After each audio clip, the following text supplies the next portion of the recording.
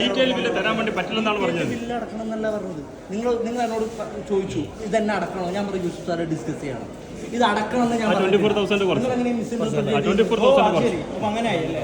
ഞാൻ പറഞ്ഞു യൂസുഫ് സാർ 24,000 കുറച്ചു. അതിനുശേഷം ഞങ്ങൾ ചോദ്യം ചോദിച്ചിടത്താണ് ഞങ്ങൾ ബാക്കിയുള്ള കാര്യങ്ങൾ പറയുന്നത്.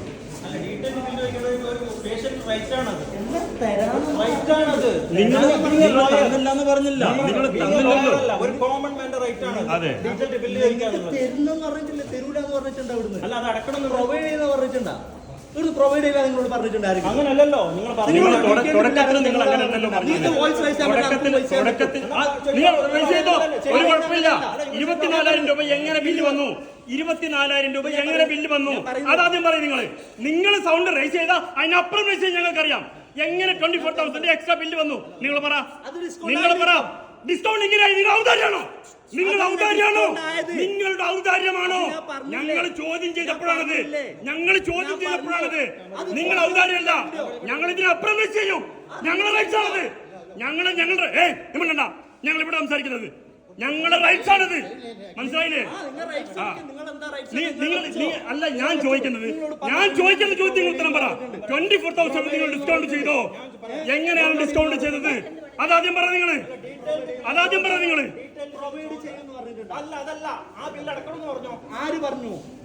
നിങ്ങളും പറഞ്ഞു, ആ കൗണ്ടറിൽ നിൽക്കുന്ന ആളും പറഞ്ഞു.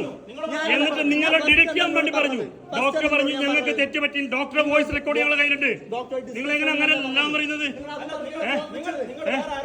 നിങ്ങൾ ഇത് ലോയറാണ്. ആ ലോയറാണ് നിയമം അറിഞ്ഞതിന് ശേഷം തന്നെയാണ് സംസാരിക്കുന്നത്.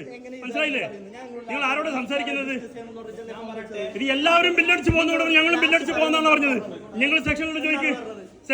നിങ്ങൾ അവരെന്താ പറഞ്ഞത്? അവരുടെ പോയി ഹൈറ്റുള്ള ആളോടെ പോയി അവരെന്റെ അടുത്ത് പറഞ്ഞു എന്താണ് 2 lakhs നിങ്ങൾ കമ്പൽസറി അടക്കണം എന്ന് പറഞ്ഞു. ഫാർമസി അടക്കാൻ കഴിയില്ല എന്ന് പറഞ്ഞു.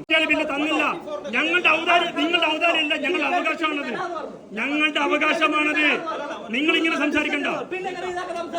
ഇങ്ങനെ തന്നെ സംസാരിക്കും. ഞങ്ങളുടെ റൈറ്റ്സ് ആണത്.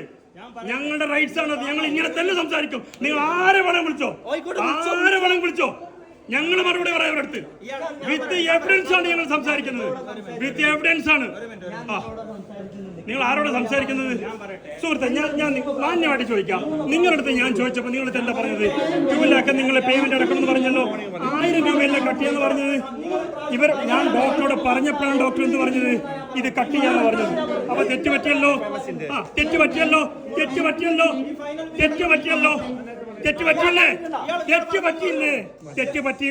തെറ്റ് അഡ്മിറ്റ് ചെയ്യണ്ടേ?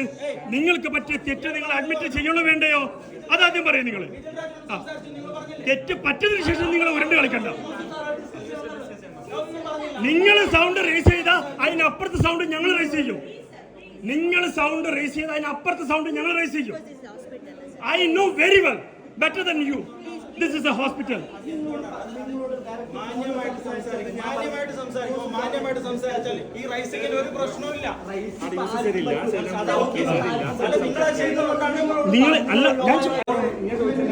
ഞാൻ പറയട്ടെ, മിഥുൻ രാജിനോട് ഞാൻ സംസാരിച്ചു. അപ്പൊ അദ്ദേഹം പറഞ്ഞെന്താ വെച്ചാല്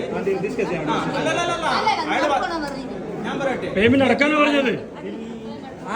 ഡീറ്റെയിൽ റിപ്പോർട്ട് ചോദിച്ചപ്പോൾ അത് തരാൻ കഴിയില്ല എന്ന് പറഞ്ഞു. ഒന്നാമത്തെ തെറ്റ്. രണ്ടാമത്തെ 24,000 എക്സ്ട്രാ ഇട്ടു. ചോദ്യം ചെയ്തപ്പോൾ ഡിഡക്ട് ചെയ്തു. 2. മൂന്നാമത്തത് തെറ്റുപറ്റിയതല്ലേ? അതെ, ഞങ്ങൾ ചോദ്യം ചെയ്തുകൊണ്ടല്ലേ ഇദ്ദേഹം പറഞ്ഞു. ഒരു മിനിറ്റ്. നിങ്ങൾ പറഞ്ഞു ആ മിസ്റ്റേക്ക് തന്നെയാണ് ഞങ്ങൾ ചോദ്യം ചെയ്തത്. മിസ്റ്റേക്കാണ് ചോദ്യം ചെയ്തത്. രണ്ടാമത്തെ വിഷയം, നിങ്ങളെ കോമൺ മാനോട് സംസാരിച്ചോളൂ. ഇല്ലെന്നേ, ഇത് പബ്ലിക് അറിയണം. ഈ ചൂഷണം പബ്ലിക് അറിയാതെ തന്നെ വേണം. ഒരു സംശയം വേണ്ട.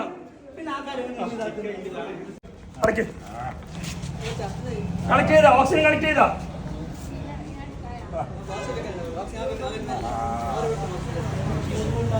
ഓക്സിജൻ വെക്കാൻ ആളില്ലേ? ക്ലോസ് ചെയ്യ്.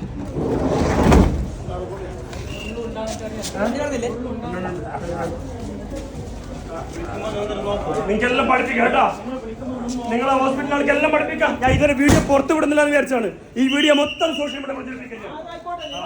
നിങ്ങൾ ആരാണ്? എന്താ സംസാരിക്കുന്നത് നിങ്ങൾ? എല്ലാം ഉണ്ട് എന്റെ അടുത്ത്. എന്താ സംസാരിക്കണ്ടേ നിങ്ങൾ? വണ്ടി വിട്ടോ. ആറുകള് യൂണിറ്റിലേക്ക് വിട്ടേട്ടാ. ഡോക്ടർ ഇക്ബാലാണ്, ഇന്നലെ സംസാരിച്ച ആളാണ്. ഓക്കെ. ഞാൻ വിളിച്ചത്, നമ്മൾ ഇന്നലെ എല്ലാം സംസാരിച്ചു, കാര്യങ്ങളെല്ലാം നിങ്ങൾക്ക് തെറ്റുപറ്റിയ കാര്യങ്ങളെല്ലാം പറഞ്ഞു. നമ്മളത് നിങ്ങളെ വിത്ത് ഓൾ റെസ്പെക്ട് നമ്മളെല്ലാം അത് ക്ലിയർ ചെയ്തു, തിരിച്ചു വന്നു. നമ്മൾ റൂമിൽ പോയി പേഷ്യന്റിനെ, അതായത് ഫാദറിനെ ഡിസ്ചാർജ് ചെയ്യാൻ വേണ്ടി നമ്മൾ കൊണ്ടുവന്നു. ഡിസ്ചാർജ് ചെയ്തിട്ട് പിന്നെ കൂടെ വന്നത് ഒരു അറ്റൻഡർ ആയിരുന്നു, ഒരു സ്റ്റാഫ് നഴ്സ്. ഉപ്പൊക്കെ അത്രയ്ക്കും സുഖമില്ലാതെ അങ്ങനെ ആയിട്ടുണ്ടായിരുന്നു. അപ്പൊ ഞാൻ പറഞ്ഞു ഒരു സ്റ്റാഫ് നഴ്സിനെ പ്രൊവൈഡ് ചെയ്യണം, ആംബുലൻസ് വിളിച്ചിട്ടുണ്ട്, അവിടെ വരെ ഒന്ന് ചെയ്യണം, കാരണം ഓക്സിജനും മറ്റു കാര്യങ്ങളും ചെയ്യേണ്ടതല്ലേ, അറ്റൻഡർക്ക് ഒന്നും അറിയില്ലല്ലോ. സ്വീപ്പറാണ് അവർ അയച്ചത്. സ്വീപ്പർ അയച്ചിട്ട് നമ്മളെ ആംബുലൻസിലേക്ക് ഉപ്പനെ കയറ്റിട്ട് മൂക്കില് പിന്നെ കേബിൾ ഉണ്ട്, അത് കണക്ട് ചെയ്യണമെന്നുണ്ടെങ്കിൽ സ്റ്റാഫ് നഴ്സ് തന്നെ വരണം, അറ്റൻഡർക്ക് അത് അറിയില്ലല്ലോ. ഈ അറ്റൻഡർ എന്ത് ചെയ്തു, ഈ പിന്നെ സിലിണ്ടറിന്റെ ഇത് വെച്ചിട്ട് ഭയങ്കരമായിട്ട് ആ വോളിയം കൂട്ടി. ഇപ്പോഴത്തേക്ക് പിന്നെ ഉപ്പക്ക് ശ്വാസതടസ്സം ഉണ്ടായി. ഞാൻ കുറച്ചവിടെ പ്രശ്നം ഉണ്ടാക്കി. നിങ്ങളൊന്ന് CCTV ഒന്ന് പരിശോധിച്ചു കഴിഞ്ഞാൽ അവിടെ ഉണ്ടായ സീന് നിങ്ങൾക്ക് മനസ്സിലാവും. അത്രയ്ക്കും മോശമായിട്ടാണ് ഇത്രയും നമ്മുടെ ഡിസ്കഷനിൽ ചെയ്ത്. ഞാൻ നിങ്ങൾ എന്നോട് റിപ്പീറ്റ് ചെയ്ത് ചോദിച്ചു ആരാണെന്ന് ചോദിച്ചു, എന്നിട്ട് ഞാൻ ഒരാളുടെ ഒരു സ്റ്റാഫിന്റെ പേര് പോലും ഞാൻ പറഞ്ഞില്ല. എന്നിട്ട് നിങ്ങൾ അവരെ ഷൗട്ട് ചെയ്യണ്ടെന്ന് പറഞ്ഞിട്ട് ഇത്രയെല്ലാം സീൻ ഉണ്ടായിട്ട് അവസാനം ഞങ്ങൾ പോകുമ്പോൾ ഞങ്ങൾക്ക് ഉണ്ടായ അനുഭവം വളരെ മോശമാണ്. നിങ്ങൾ ആ CCTV ഫുട്ടേജ് നിങ്ങൾ നോക്കിക്കഴിഞ്ഞാൽ ഞാൻ എന്ത് ചെയ്തു, നമ്മൾ ബിഗിനിങ് ടു എൻഡ് വരെ ഞാൻ അതെല്ലാം റെക്കോർഡ് ചെയ്തിട്ടുണ്ട്. എല്ലാ വീഡിയോ ഷൂട്ട് എൻ്റെ കയ്യിലുണ്ട്.